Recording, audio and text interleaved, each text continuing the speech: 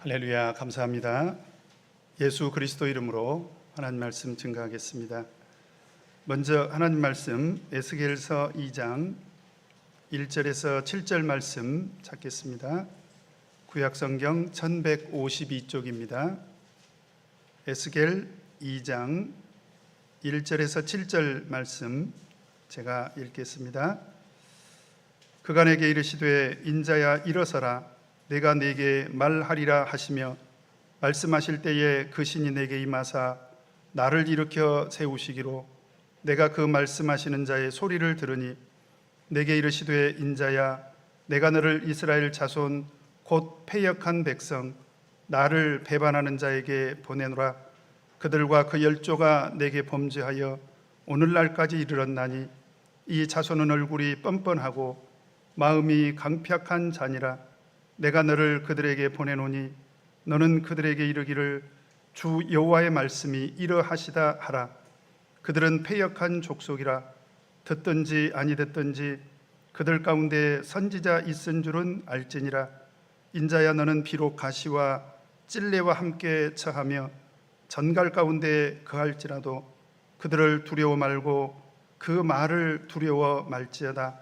그들은 패역한 족속이라도 그 말을 두려워 말며 그 얼굴을 무서워 말지어다.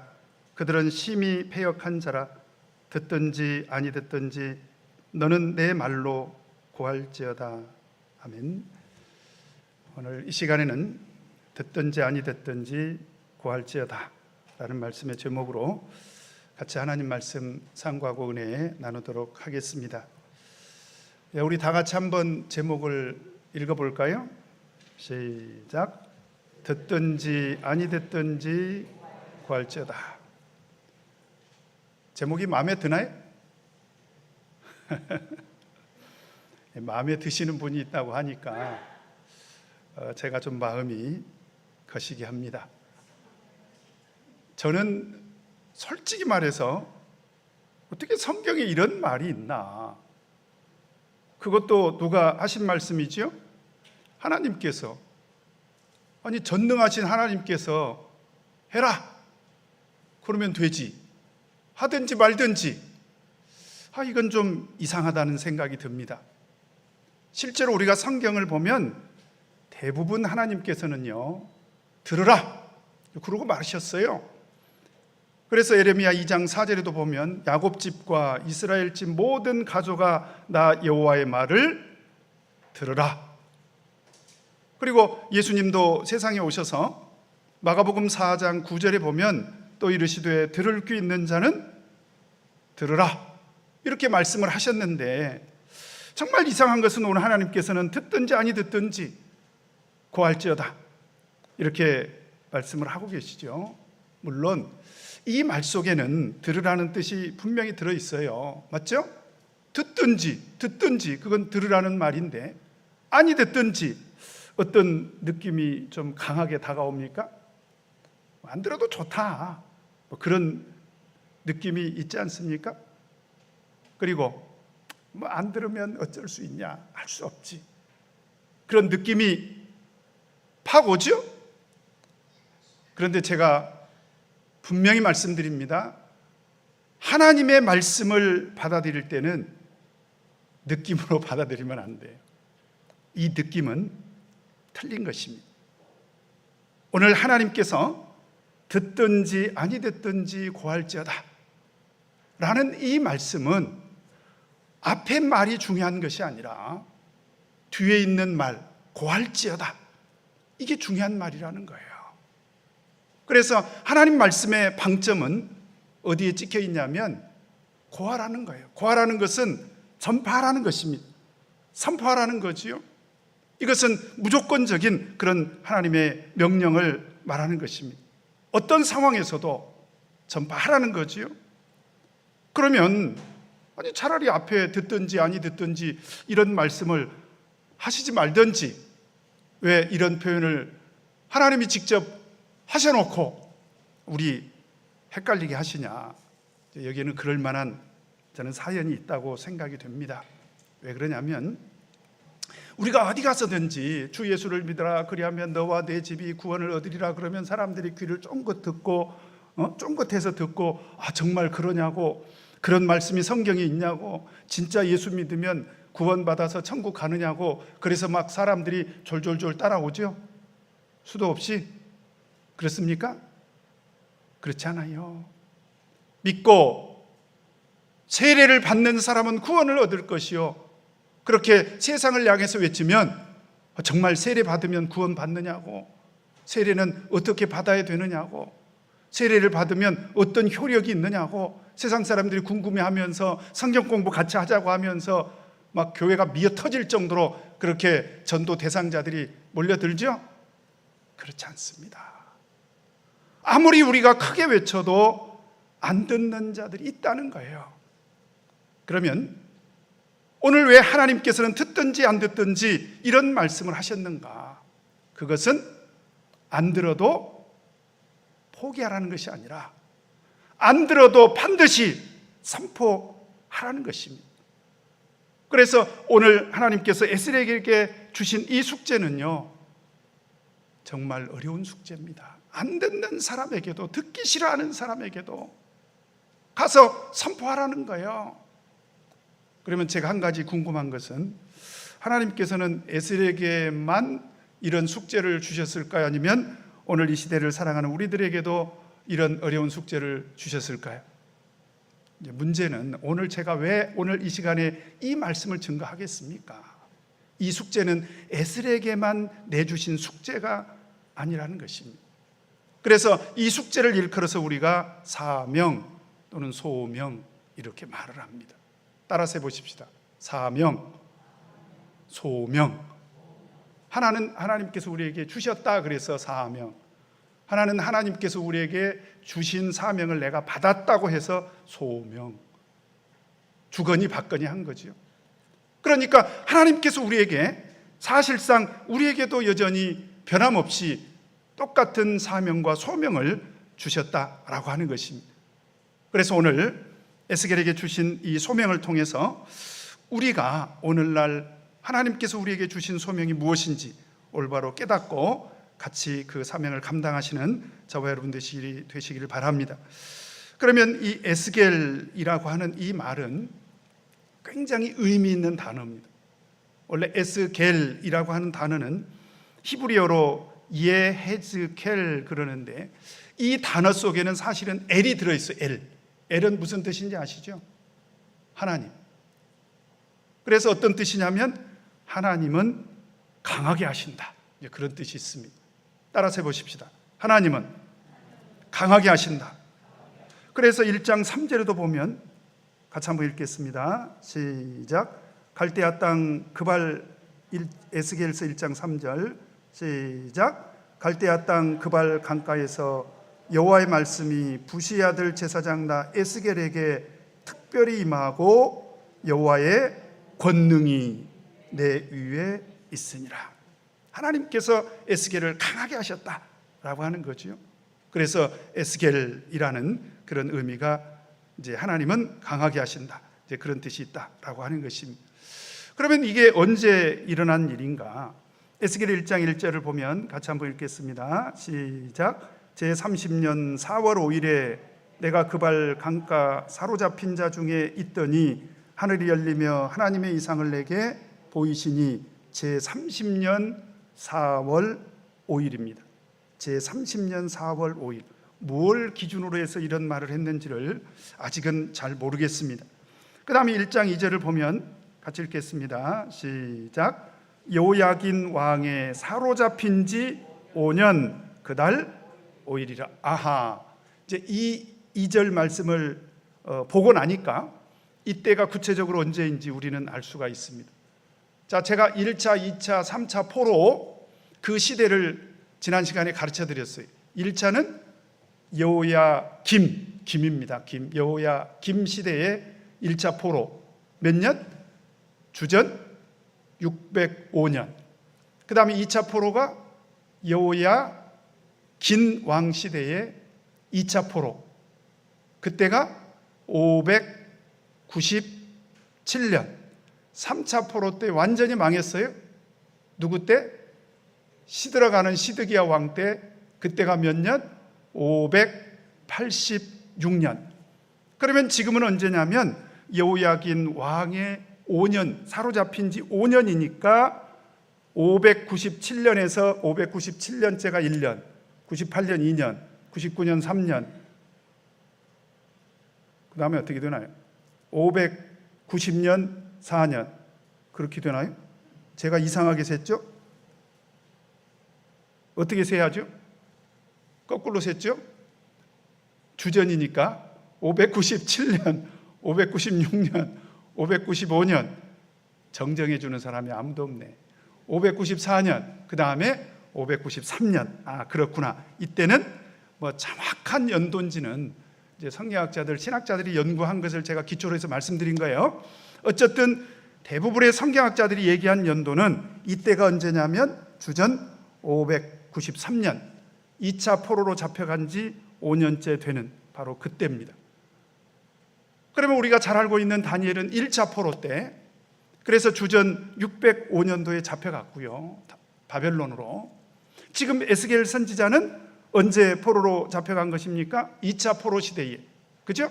그래서 597년에 잡혀가서 지금 몇 년도? 593년이다. 이제 그런 얘기입니다. 593년. 그러면 1절에 등장한 제30년은 포로된 그 시대를 세는 그런 숫자가 아니네. 여호야긴 왕이 뭐 포로된 지 5년, 그러면 이것도 30년은 어떤 것과도 관계가 없어요. 그래서 대부분의 성경학자는 바로 제30년이라고 하는 이 단어는 에스겔의 나이를 일컫는 것이다. 정확하게 알 수는 없지만 어쨌든 에스겔의 나이다. 에스겔이 30세 되던 해에 그발 강가에서 하나님으로부터 부름을 받습니다.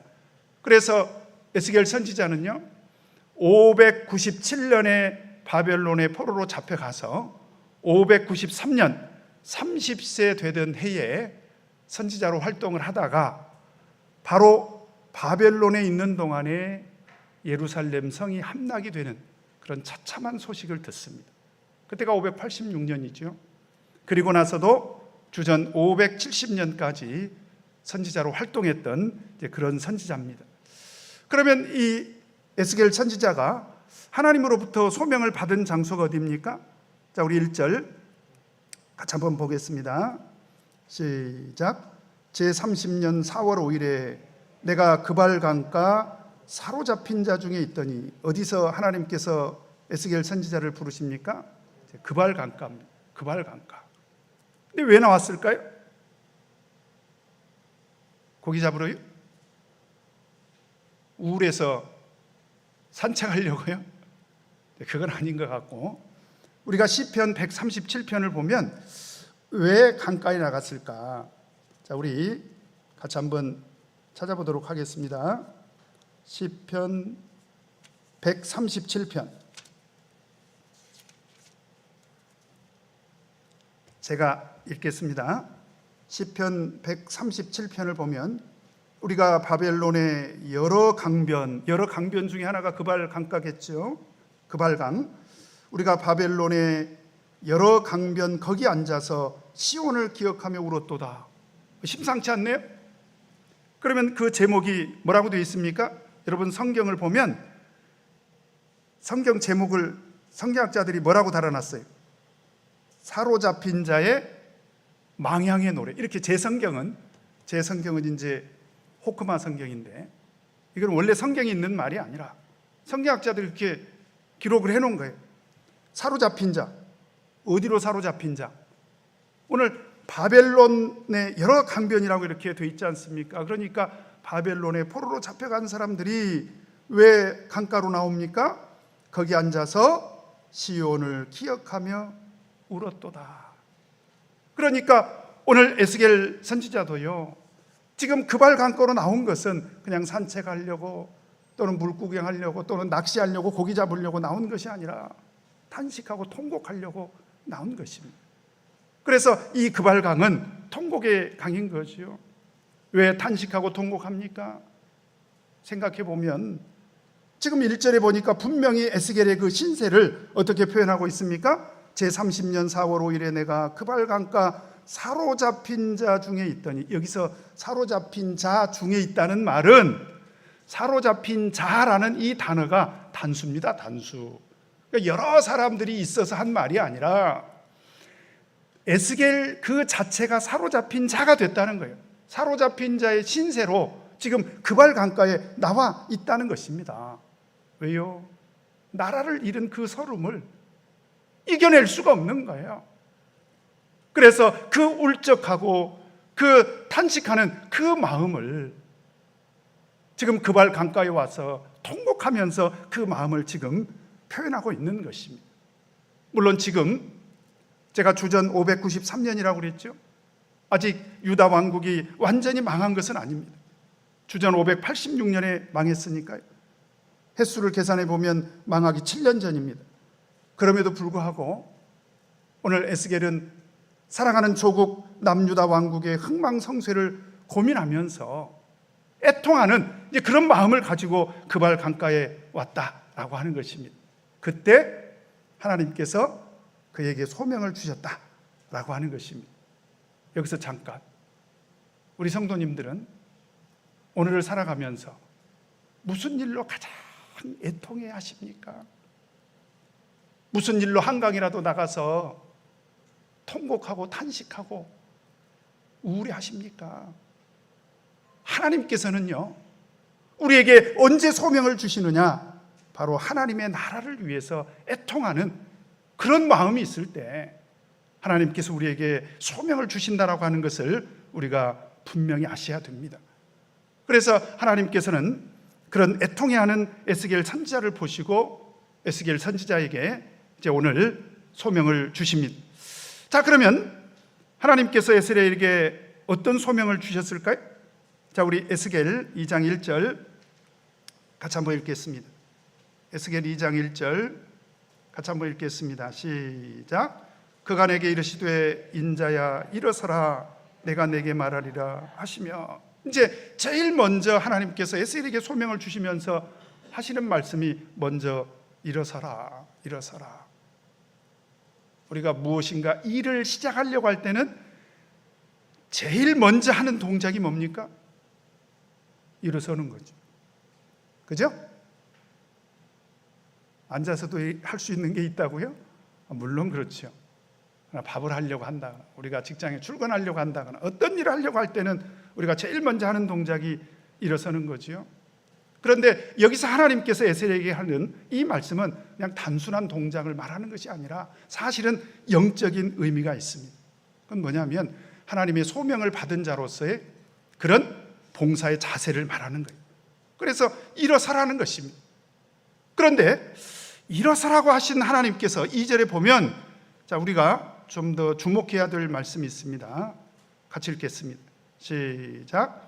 말씀하실 때에 그 신이 내게 임하사 나를 일으켜 세우시기로 내가 그 말씀하시는 자의 소리를 들으니.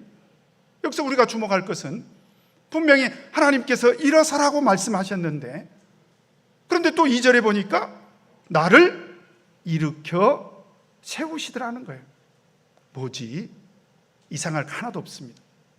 이것은 하나님의 소명 안에 들어있는 하나님의 섭리를 우리가 발견할 수 있어야 돼요. 이게 굉장히 중요한 것입니다. 하나님은 일어서라고도 하시는 분이지만 하나님은 우리를 일으켜 세우시기도 하시더라는 거예요. 이걸 반드시 기억해야 됩니다. 하나님은 우리에게 일어서라 이렇게만 말씀하시지 않고 끝나는 것이 아니라 반드시 나를 일으켜 세우시기도 하더라. 이게 무슨 얘기냐면 하나님께서는 나에게 일어서라고 소명도 주시지만 일어설 수 있는 힘도 주시더라는 거예요. 그래서 이미 1장 3절에도 보니까 갈대아 땅 그발 강가에서 여호와의 말씀이 부시 아들 제사장 에스겔에게 특별히 임하고 여호와의 권능이 내 위에 있으니라. 그래서 우리가 성경에서 발견하는 하나님의 소명의 특징이 있는데 그게 뭐냐? 소명에는 반드시 힘도 같이 주시더라는 거예요. 그래서 우리가 에스겔서를 계속 읽다 보면 이제 이번 주 내내 우리 다음 주까지 에스겔서 계속 읽으실 거잖아요. 그때마다 아, 목자님이 하신 이 말씀이 여기 있구나. 에스겔서에 보면 여호와의 권능이 계속 반복해서 등장을 합니다. 에스겔 3장 14절에도 보니까 주의 신이 나를 들어올려 데리고 가시는데 내가 근심하고 분한 마음으로 행하니 여호와의 권능이 힘있게 나를 감동하시더라.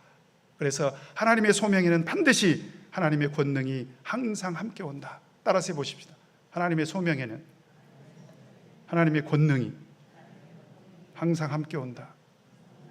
그 권능은 어떤 경로를 통해서 올까요? 그러면 오늘 이 절을 다시 한번 보니까 같이 한번 읽겠습니다. 시작. 말씀하실 때에 그 신이 내게 임하사 나를 일으켜 세우시기로 내가 그 말씀하시는 자의 소리를 들으니 하나님께서 소명을 주시면서 힘도 주셨는데 어떤 경로를 통해서 그 힘을 주셨습니까? 하나님의 신을 내게 임하게 하셨다는 거예요. 그러면 딱 생각나는 말씀이 있어야 돼요. 오늘 우리가 그래야 그 숙제를 감당할 수가 있습니다. 오늘 에스겔서 3장 2절과 똑같은 말씀이 있어요. 에스겔서 2장입니다. 에스겔서 2장 1절 2절 말씀하고 똑같은 말씀이 성경에 있어. 그럼 우리에게 해당이 되는 말씀이에요. 어떤 말씀이죠? 어디서 지금 뭐라고 하는데? 사도행전 1장 8절 오직 성령이 너희에게 임하시면 너희가 권능을 받고 예루살렘과 온 유대와 사마리아와 땅끝까지 이르러 내 증인이 되리라 하시니라. 그러니까 소명을 주실 때 권능을 반드시 함께 주세요. 그런데 어떤 경로를 통해서 주신다고요? 이게 중요한 거예요. 어떤 경로를 통해서? 성령을 통해서 주시더라. 그래서 그 권능의 근원은 성령이라는 사실을 여러분 꼭 인식해야 되는 것입니다. 자, 이 인식이 왜 중요하냐면 하나님께서 소명을 주실 때 반드시 권능도 함께 주시고 그 권능의 통로, 경로는 성령이다. 이 사실을 인식하지 못하면 어떤 일이 벌어지냐면 하나님께서 우리를 부르실 때 하나님, 왜 저 같은 사람을 부르셨어요? 왜? 아이고 저는 입이 뻣뻣하거든요. 그 소리 누가 했어요? 에? 모세가 했거든요. 하나님께서 모세를 부르니까 모세가 뭐라고 얘기했냐면 하나님 제가 입이 뻣뻣하거든요. 이건 뭐냐면 하나님이 지금 주시려고 하는 그 소명을 이해를 제대로 못하고 있는 거예요. 답답한 하나님께서 출애굽기 4장 10절에서 12절을 보면 모세가 여호와께 구하되 주여 나는 본래 말에 능치 못한 자라 주께서 주의 종에게 명하신 후에도 그러하니 나는 입이 뻣뻣하고 혀가 둔한 자니이다. 그러니까 하나님께서 뭐라고 말씀하십니까? 여호와께서 그에게 이르시되 누가 사람의 입을 지었느냐? 누가 벙어리냐 귀머거리냐 눈 밝은 자냐 소경이 되게 하였느냐? 나 여호와가 아니뇨. 이제 가라. 내가 네 입과 함께 있어서 할 말을 가르치리라. 그러면서 하나님께서 엄청난 이적을 표징으로 보여주시지 않습니까? 지팡이가 뱀이 되기도 하고. 여기 지팡이가 뱀이 되게 할 수 있으신 분 아무도 없잖아요. 손에 문둥병이 발했다가 또 손에 문둥병을 낫게 해주시고, 그죠? 그래서 하나님께서 함께 하시겠다는 거예요. 그러니까 하나님께서 소명을 주실 때는 반드시 하나님께서 권능도 같이 주신다. 이거를 이해하지 못하면 잘 들으시기 바랍니다. 하나님께서는 오늘 이 시대를 살아가는 우리 성도 각자에게도 항상 숙제를 주시는데 어떻게 하신다고요? 항상 숙제를 주시는데 이 소명을 이해하지 못하면 뭐라고 얘기하냐면 나는 입이 뻣뻣해서 난 도저히 못하겠다. 하기 싫어서 안 하시겠다는 분은 그건 불신앙이에요. 그건 불신앙입니다. 그건 정말 그건 잘못된 신앙이에요. 저는 하기 싫어요. 근데 이제 그거보다 좀 나은 건 뭐냐면 못하겠다는, 하고는 싶은데 못하겠다. 근데 그것도 깝깝한 말이야. 성경을 이해를 못하고 있는 거예요. 하나님이 주신 소명을 이해를 못하는 거예요. 왜 그렇습니까? 자기 힘으로 하려고 하니까 그런 말이 나오는 거예요. 또 어떤 사람은 하겠다고, 그러면 제가 생각할 때 저도 힘이 나죠. 신방합시다. 그러면 제가 하겠습니다.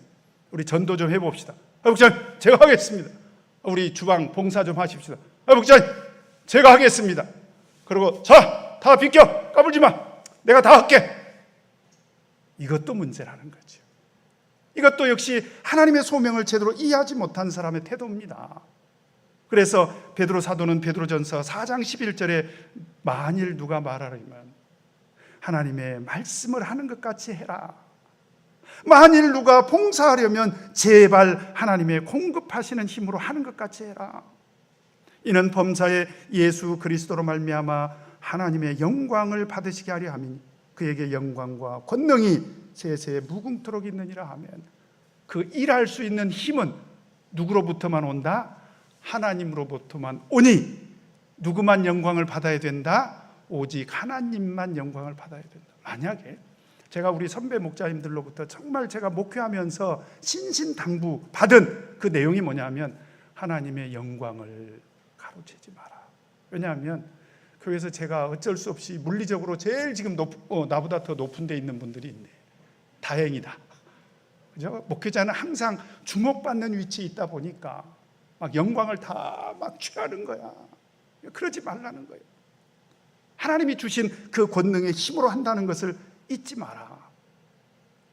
그래서 우리가 바울 사도를 정말 훌륭한 사도다, 그렇게 평가하는 거예요. 우리가 생각할 때는 바울 사도, 그럼 대부분의 사람들은 신약 성경도 13권이나 쓰고 알려진 것만 13권만 쓰고 개척도 예루살렘 온 유대 사마리아 땅끝까지 이르러 가지고 온전히 전 세계를 누비면서 개척전도 했던 사람이 누굽니까? 바울 사도잖아요. 그리고 엄청나게 많은 그런 이적들을 행했지 않습니까? 그런데 정작 바울 사도는 뭐라고 고백을 했는 줄 아세요? 고린도전서 2장 3절에서 5절을 보니까 내가 너희 가운데 거할 때에 약하며 두려워하며 심히 떨었노라. 엄살 피운 게 아니에요. 바울 사도가 그렇게 생각했다는 거예요. 나는 약하고 나는 두려워할 줄 아는 사람이고 심히 떨었던 사람이다. 그런데 여러분들이 생각하는 그런 대단한 일은 그러면 어떻게 해서 일어난 것인가? 4절에 보니까 내 말과 내 전도함이 지혜의 권하는 말로 하지 아니하고 다만 성령의 나타남과 능력으로 하여 너희 믿음이 사람의 지혜에 있지 아니하고 다만 하나님의 능력에 있게 하려 하였노라. 그래서 바울 사도는 단 한 번도요 그런 자기 자신이 대단한 능력의 소유자다 그렇게 생각해 본 적이 없다는 것입니다. 바울 사도의 최고의 업적이 전도지 않습니까? 물론 성경을 쓴 것도 대단하지만, 그런데 그 전도 중에서도 이방 선교가 엄청난 업적이지 않습니까? 그런데 그 이방 선교에 대해서 바울 사도가 어떻게 고백을 했습니까? 로마서 15장 17절에서 18절을 보면 그러므로 내가 그리스도 예수 안에서 하나님의 일에 대하여 자랑하는 것이 있거니와, 지금 자랑하려고 하지요? 근데 뭘 자랑해요? 그리스도께서 이방인들을 순종케 하기 위하여 나로 말미암아 말과 일이며 표적과 기사의 능력이며 성령의 능력으로 역사하신 것 외에는 내가 감히 말하지 아니하노라. 단 한 번도 내가 뭘 했다 이렇게 말하지 않았다는 거예요. 따라서 해보십시다. 내가 뭘 했다 이런 건 따라서면 안 된다니까. 그렇게 생각하지 말라는 거예요. 하나님께서 나와 함께 하심으로 하나님의 능력으로 된 것이다. 이게 하나님께서 우리에게 소명을 주실 때 하나님께서 우리에게 권능으로 함께 하시더라는 거예요. 그렇다면 오늘 이 시대를 사랑하는 우리 성도님들, 자, 성령 다 받으셨죠? 네, 성령 받으신 분 손 들으라고 그러면 귀찮아하실 것 같아서 성령 안 받으신 분 손 들어보세요. 아무도 없잖아요. 다 성령 받으셨잖아요. 그러면 하나님께서 성령을 주신 최고의 이유가 뭘까요? 근본 이유가 뭘까요? 우리를 능력 있는 최고의 소명자로 부르신 거예요. 그게. 그래서 하나님의 소명자로서 성령 받은 우리 성도들이 자격이 있는 것입니다. 그래서 오늘날 우리가 어디로 나와야 되냐면 그발 강가로 나와야 돼요. 그래서 하나님의 나라를 생각하면서 애통해 할 줄 알아야 됩니다. 제가 말씀드리잖아요. 이 코로나 시기에 지금은 조금 회복이 됐지만 코로나 시기에 교회가 하루 종일 텅텅 비어 있을 때 사실은 그때가 제가 가장 슬프고 외로웠습니다. 일주일 내내 성도들로 북적거리던 이 하나님의 성전이 하루 종일 일주일이 가도 아이고 죄송합니다. 우리 성도 한 분 안 보일 때 제가 얼마나 마음이 아팠겠습니까? 여러분, 그럴 때 우리 정부에서 하는 것이 많이 모여서 예배드리지 말라고 했지 혼자 조용히 교회 가서 기도하지 말라고 했습니까? 오전이고 오후고 저녁이고 새벽이고 시간 있을 때마다 이 하나님의 나라를 위해서, 하나님의 교회를 위해서, 이 조국과 민족을 위해서 애통해하는 마음으로 하나님 앞에 나와서 통곡하며 왜 기도할 수 없었냐라고 하는 것입니다. 그렇게 되면 하나님께서 음성을 들려주십니다. 오늘 2절에 보니까 말씀하실 때에 그 신이 내게 임하사 나를 일으켜 세우시기로 내가 그 말씀하시는 자의 소리를 들으니, 우리가 평생 신앙생활하면서 하나님의 음성 한 번 못 들었다, 그 발 강가로 나오지 않기 때문인 것입니다. 여러분, 오늘 이 시간부터 제가 부탁드립니다. 이제 우리 영은에 한 달 정도 남았습니다. 이 시기에 화요일 날 조심스러워서 못 나오시겠다, 금요일 날도 나는 조심스러워서 못 나오시겠다, 안식일도 나는 공무원이니까 조심스러워서 못 나오시겠다, 어쩌면 좋겠습니까? 그러면 새벽이라도 와서 기도하고 가세요. 아침에 아이들 학교 다 보내놓고 조용히 교회 와서 기도 한번 해보세요. 하나님께서 틀림없이 음성을 들려주실 것입니다. 이게 하나님으로부터 말세의 소명을 받은 자로서의 마땅한 그런 태도 아니겠습니까?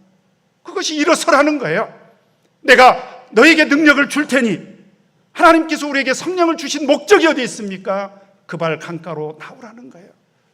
그래서 소명받은 자로서 하나님의 음성을 꼭 들으라는 것입니다. 그 다음에 두 번째로, 그러면 하나님께서 에스겔을 어떤 소명을 주시려고 부르셨습니까?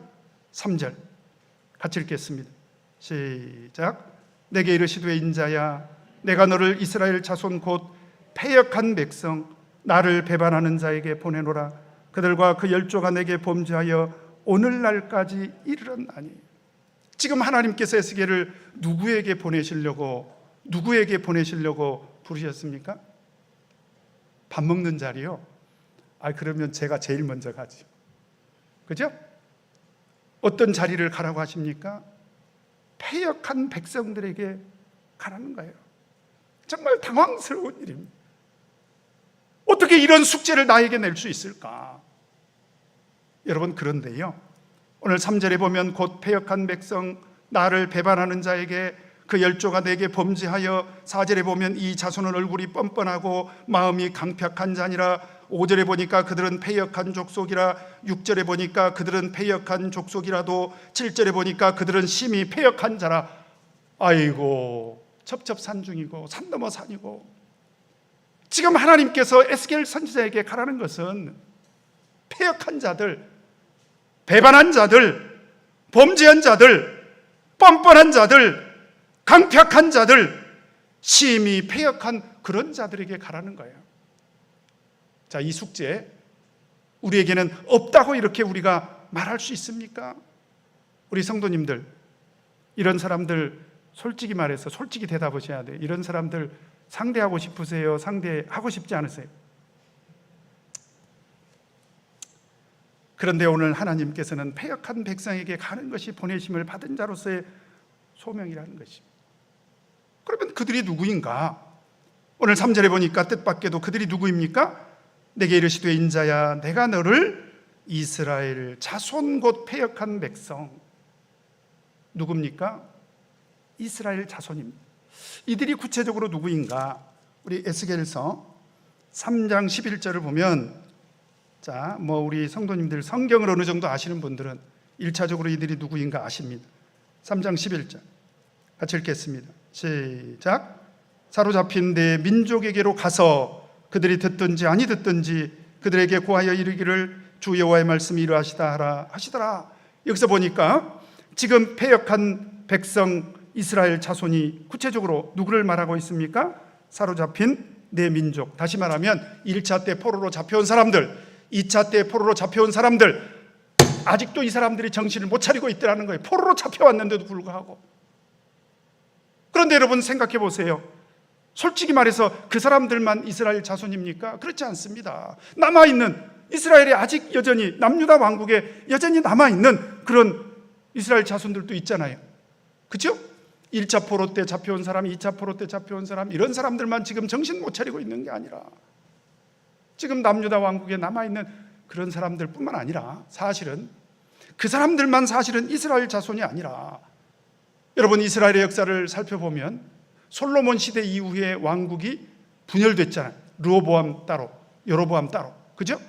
그래서 남쪽에 유다 왕국, 북쪽에 이스라엘 왕국. 그런데 이스라엘 왕국은 벌써 몇십 년 전에 아수르에 의해서 완전히 멸망해가지고 이때 당시 이스라엘은요, 북쪽 이스라엘은 흔적도 없이 사라지고 말았습니다. 북쪽 이스라엘은. 그러면 그들은 이스라엘 자손 아니냐 이 말이죠. 넓은 의미에서 보면 사실은 다 이스라엘 자손들인 것입니다. 전부 이스라엘 자손들인 거예요. 자, 그런데 왜 에스겔서에서는 이스라엘 자손이라는 단어만 나오냐? 여러분 에스겔서 1장부터 48장을 보면 항상 이스라엘 자손이라고, 이것은 하나님께서 의도적으로 이런 말씀을 하시고 계시는 거예요. 왜 그럴까요? 여기에는 이유가 있습니다.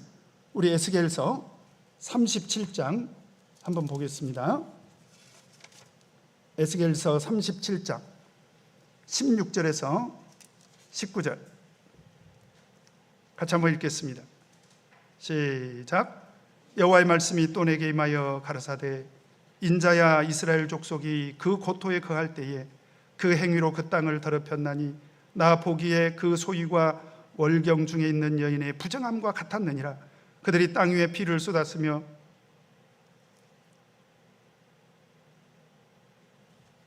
죄송합니다. 37장입니다. 제가 너무 흥분했나 봐요. 읽다 보니까 이상했어요. 37장 16절에서 19절. 자, 16절부터 시작. 인자야 너는 막대기 하나를 취하여 그 위에 유다와 그 짝 이스라엘이라 쓰고, 또 다른 막대기 하나를 취하여 그 위에 에브라임의 막대기 곧 요셉과 그 짝 이스라엘 온 족속이라 쓰고, 그 막대기들을 서로 연합하여 하나가 되게 하라. 네 손에서 둘이 하나가 되리라. 18절.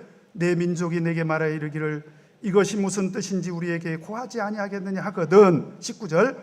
너는 곧 이르기를 주 여호와 말씀에 내가 에브라임의 손에 있는 바 요셉과 그 짝 이스라엘 지파들의 막대기를 취하여 유다의 막대기에 붙여서 한 막대기가 되게 한즉 내 손에서 하나가 되리라 하셨다. 이게 무슨 얘기입니까? 이제 하나님께서는 망한 북쪽 이스라엘도 남쪽 유다도 이제 완전히 망하고 난 뒤에는 언젠가 하나님께서 이 두 막대기를 딱 붙여서 하나가 되게 해주시겠다.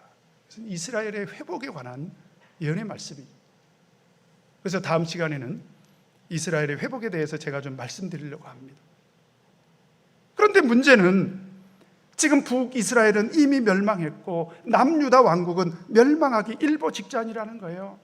그리고 그런 상태는 어떤 상태입니까? 다시 우리 에스겔서 2장으로 돌아가면 그들은 패역하고 그들은 나를 배반했으며 그들은 얼굴이 뻔뻔하고 그들은 마음이 강팍하고 그들은 심히 패역한 그런 족속들이다 라고 하는 것입니다.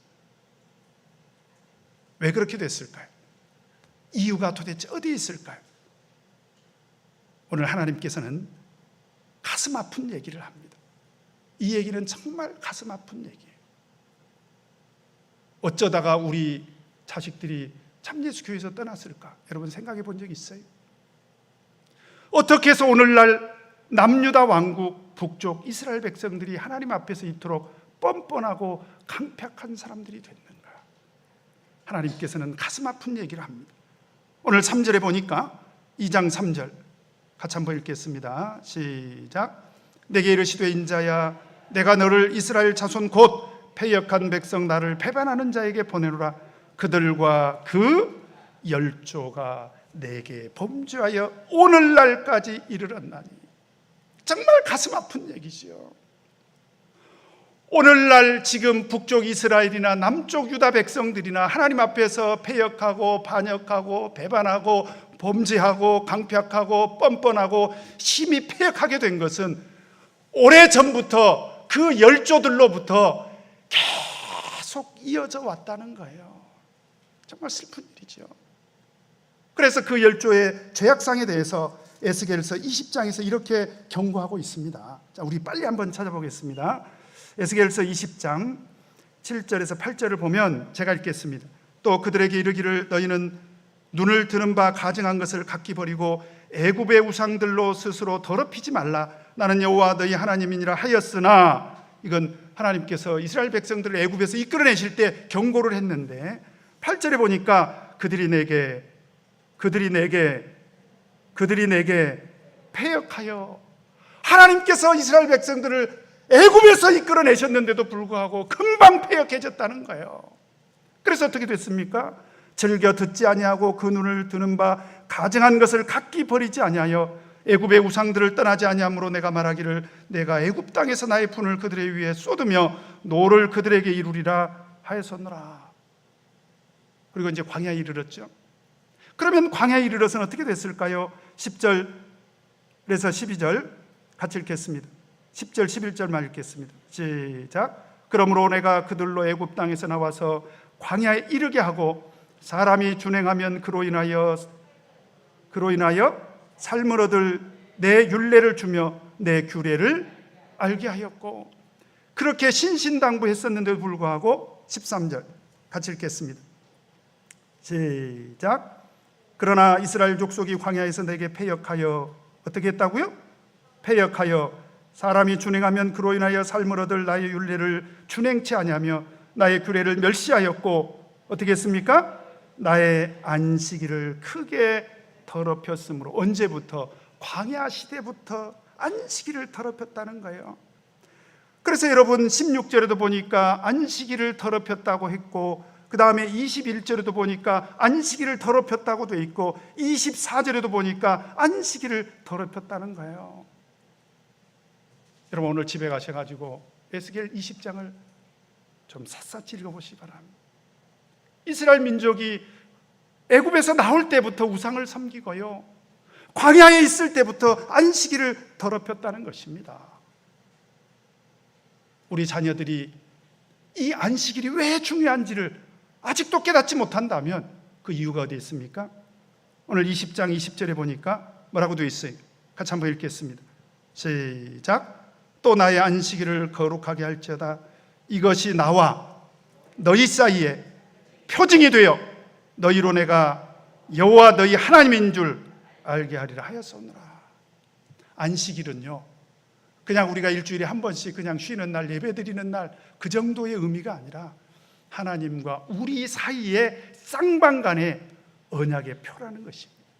왜 부부간에 언약했다가 깨집니까? 어느 한쪽이 그 약속을 깨니까.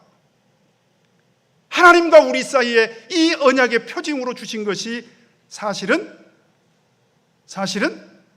안식일인 것입니다. 그런데 왜 그들이 우상을 섬기고 왜 그들이 안식일을 더럽혔습니까?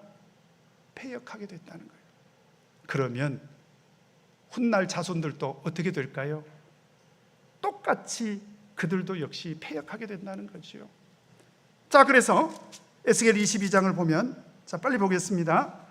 에스겔 22장을 보면 오늘날 지금 에스겔 시대, 그 시대를 살아가는 북이스라엘 민족들과 남쪽 유다 백성들이 어떤 삶을 살았는지 에스겔 22장 1절에서 3절을 보면 여호와의 말씀이 또 내게 임하여 가라사대 인자야 내가 국문하려느냐. 이 피 흘린 성읍, 예루살렘 성문을 말하는 것입니다. 예루살렘 성읍 국문하려느냐. 그리하려거든 자기의 모든 가증한 일을 그들로 알게 하라.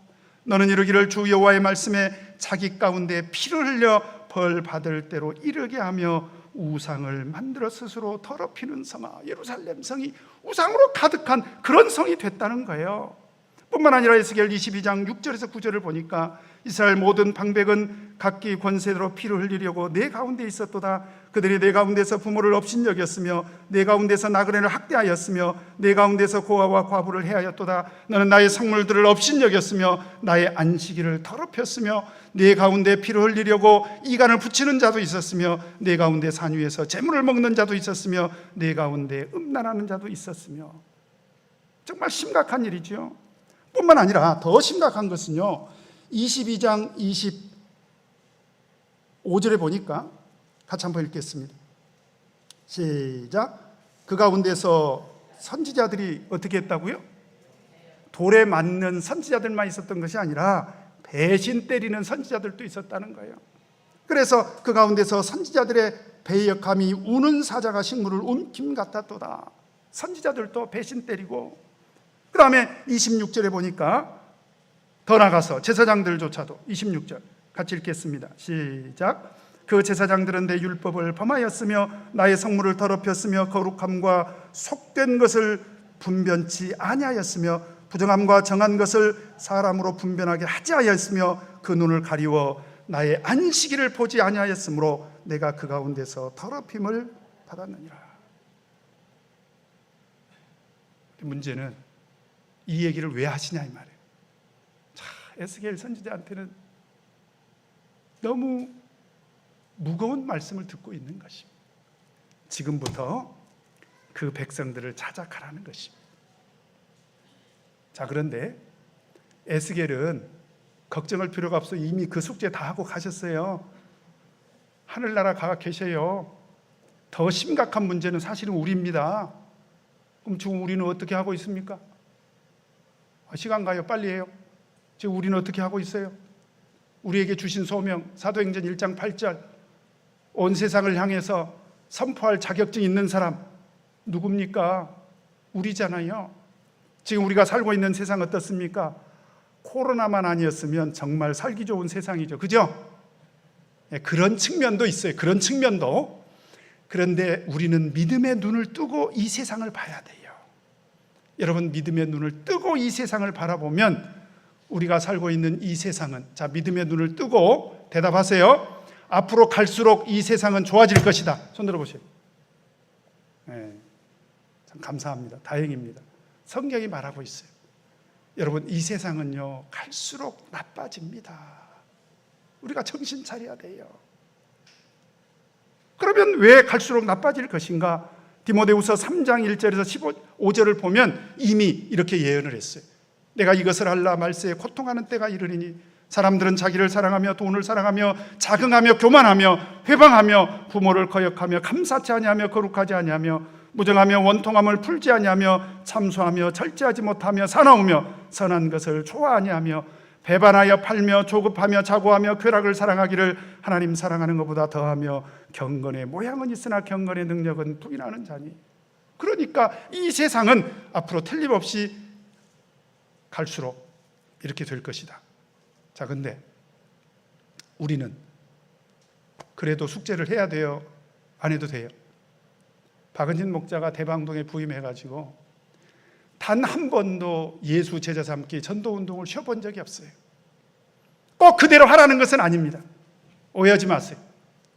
안 해도 돼요. 그렇게 뭐 처음에 기도하고 그 다음에 뭐 태신자 써내고 뭐 그 다음에 접촉하고 가서 뭐 증거하고 교회로 데리고 꼭 이렇게 안 해도 돼. 근데 문제는 전도는 꼭 하셔야 돼. 자, 따라서 해보십시다. 전도는 꼭 해야 된다.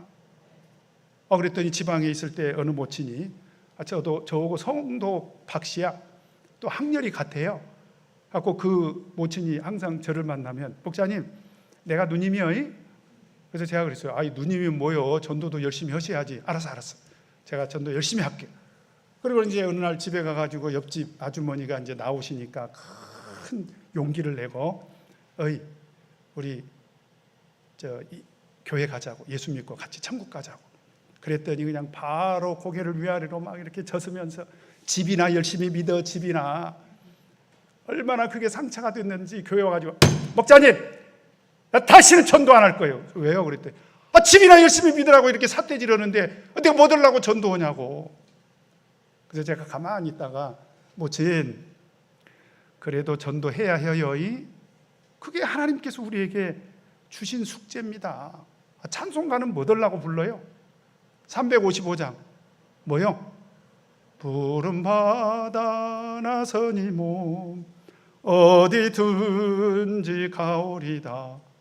괴로우나 즐거우나 하골골짝 빈들에도 심지어 소돔 같은 거리에도 멸시천대 십자가는 채가 지고 가오리다. 이름 없이 빛도 없이 감사하며 섬기리다고 뭐 들라고 찬송은 부르냐 이 말이에요. 그래도 우리는 전도해야 됩니다. 따라서 해보십시다. 그래도 우리는 전도해야 됩니다. 패역한 사람일지라도 해야 돼요.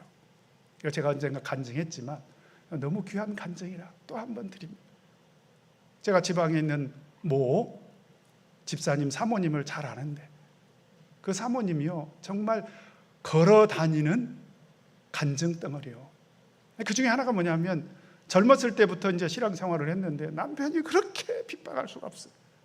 남편이 원래 집사님이 안 믿으셨거든요. 그 남편이 어느 정도로 핍박을 하냐면 술만 먹으면 막 패는 거야. 그러면서 교회 가지 말라. 그래도 안 믿을 수가 있습니까? 어느 날 얼마나 화가 났는지 나오라고 하더니 마당에다가 그냥 패대기를 쳐버리더니 와서 발로 몸을 딱 밟더니 도끼를 가져오더래요. 도끼를 가져와가지고 몸을 딱 밟고 그래도 예수 믿을 거냐고, 그래도 교회 갈 거냐고 도끼를 들고. 근데 우리 사모님이 그때 제가 그 간증 직접 들었습니다. 목사님 참 희한하죠. 하나님께서 감동을 주시니까 도끼가 하나도 무섭질 않더래요. 그리고 죽어도 천국을 가니 뭐가 문제냐. 그러니까 하나 죽음이 두렵지가 않더래요. 그래서 여보, 당신이 나를 죽여서 당신 마음이 풀릴 것만 같으면 나를 죽여도 된다고. 그러나 나는 예수 믿는 것을 포기할 수가 없다. 그러니까 이 집사님, 이 남편이 도끼를 마당에다 패대기를 치면서 지독한 년. 그리고는 얼마 지나서는요 교회를 어느 날부터 따라오더래요. 왜 그랬을까요? 아니 어떻게 도대체 뭐가 있길래 저렇게 핍박을 하는데도 교회를 가나. 그래서 졸래졸래 따라오셔가지고 결국은 이분이 하나님 말씀 듣고 감동을 받아서 열심히 신앙생활하다가 집사님이 되셔서 집사님으로 봉사하시다가 돌아가셨어요. 그래서 장례식 날 제가 갔습니다. 장례식 날 제가 갔는데 뭐 거기가 8남매인가 9남매인가 그래요. 자식들이 다 아버지 죽음 앞에서 슬퍼하고 그런데 사모님이 상여가 나가는데 여러분 상여 나가는 거 따라가 보셨어요? 이제 저도 그때 지방에서 목회할 때인데 상여를 저도 같이 따라가고 있는데 사모님이 어느 순간부터 막 박수를 치더니 몸을 조금씩 움직이면서 막 춤을 추듯이 막 박수를 치고. 그래서 궁금해서 좀 이상이셨는가 집사님 돌아가시니까 그랬더니 노래까지 부르고 계시는 거예요. 근데 우리 찬송가에 있는 찬송이 아니야. 그래서 제가 가서 유심히 들었습니다. 그랬더니 이런 찬송을 부르시더라고요. 자기가 만든 찬송. 여보 당신은 좋겠어. 천국 가서 좋겠어. 여보 잘 가시오. 천국 가서 만납시다. 이 찬송을 하는 거예요. 여러분 이 사모님이 패역한 족속에게 가지 않았다면 어떻게 이런 찬송을 남편 죽음 앞에서 부를 수가 있으며 어떻게 남편 죽음 앞에서 천국 가서 만납시다라는 이런 소망 어린 찬송을 할 수가 있겠냐라고 하는 것입니다.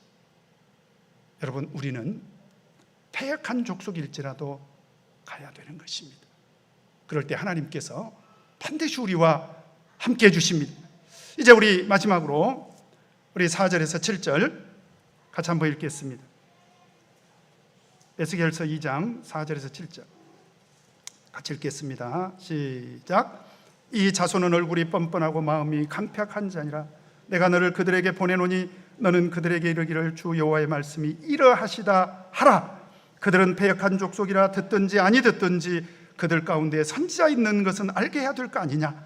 인자야 너는 비록 가시와 찔레와 함께 처하며 전갈 가운데 거할지라도 그들을 두려워 말고 그 말을 두려워 말지어다. 그들은 패역한 족속이라도 그 말을 두려워 말며 그 얼굴을 무서워 말지어다.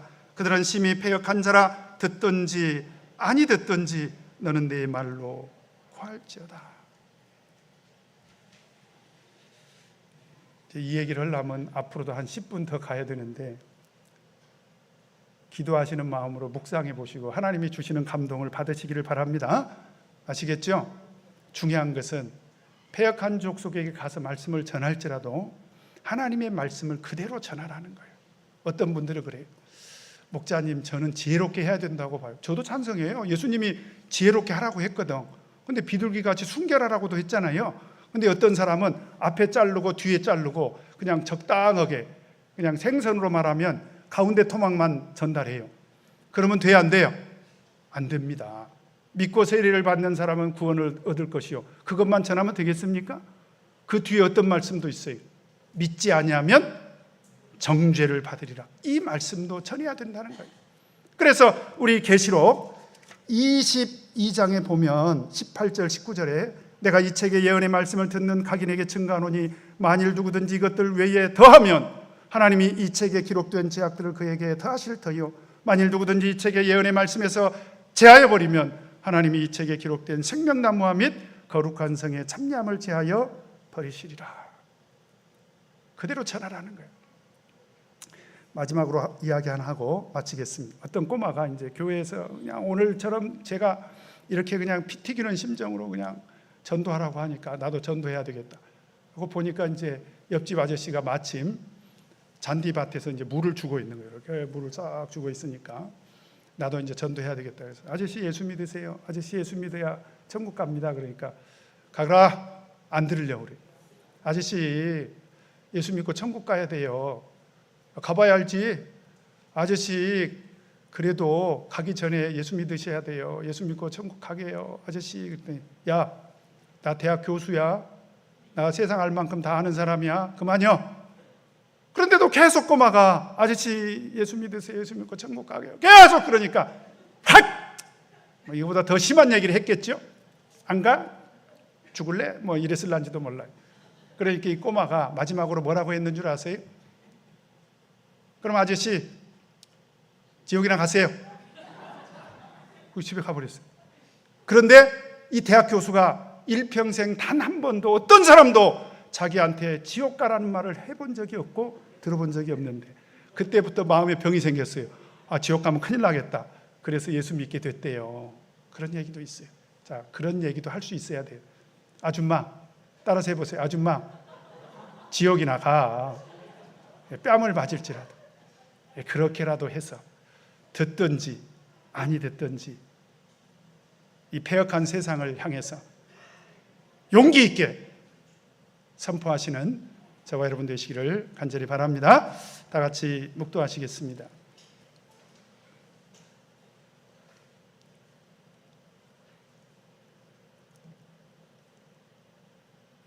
할렐루야. 아멘.